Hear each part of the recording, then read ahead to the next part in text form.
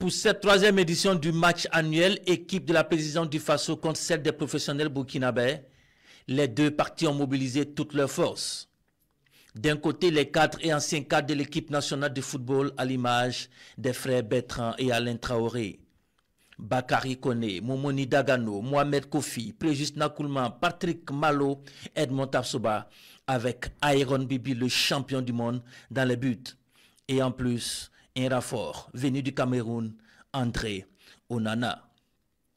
De l'autre côté, le président du Faso et ses proches collaborateurs. Et c'est parti pour une explication de 2 fois 30 minutes.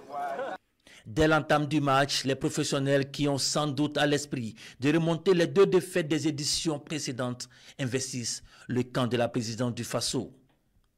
Les actions s'enchaînent. Des occasions s'offrent aux 2 équipes qui ne parviennent cependant pas à trouver le chemin défilé jusqu'à la fin de la première partie.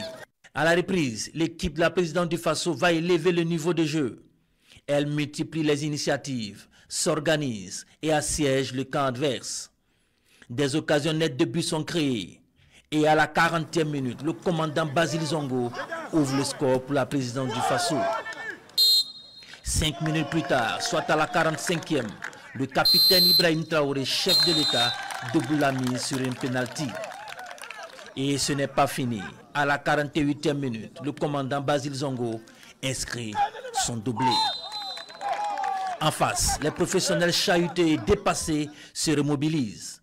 Ils mettent la pression et finissent par réduire le score grâce à Préjus Nakoulman. Au marquoir, rien ne va changer jusqu'au coup de sifflet final qui consacre ainsi la 3e victoire d'affilée de la présidence du Faso en autant de matchs. À l'issue de la partie, le président du Faso, chef de l'État, le capitaine Ibrahim Traoré, s'est adressé aux professionnels.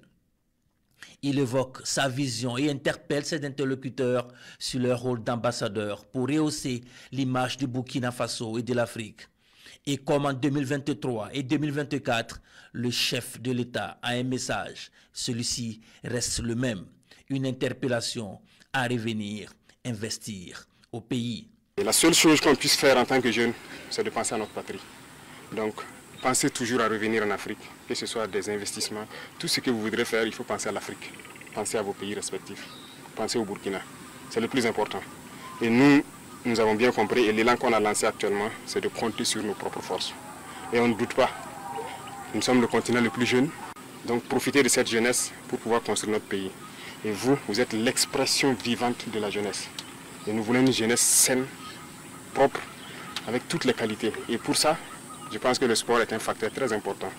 Et je milite pour que vous soyez tous des ambassadeurs du Burkina, partout où vous êtes. Faites passer le message de cette unité, cette cohésion qu'on cherche pour le Burkinabé et pour toute l'Afrique. Les professionnels ont pris l'engagement d'être des exemples, de bons ambassadeurs qui vont porter haut l'étendard du Burkina Faso partout dans le monde. On a le devoir de bien représenter notre chère patrie, son excellence aujourd'hui. Je pense qu'il est l'exemple de toute l'Afrique. On est fiers, on est plus que fiers aujourd'hui d'être burkinabé. Partout où tu passes. Le changement ici est une chose extrêmement positive, ça se voit. Et le pays est en train de se développer. Je pense que s'il continue sur cette lancée, ça va vraiment être l'Eldorado d'Afrique d'ici peu.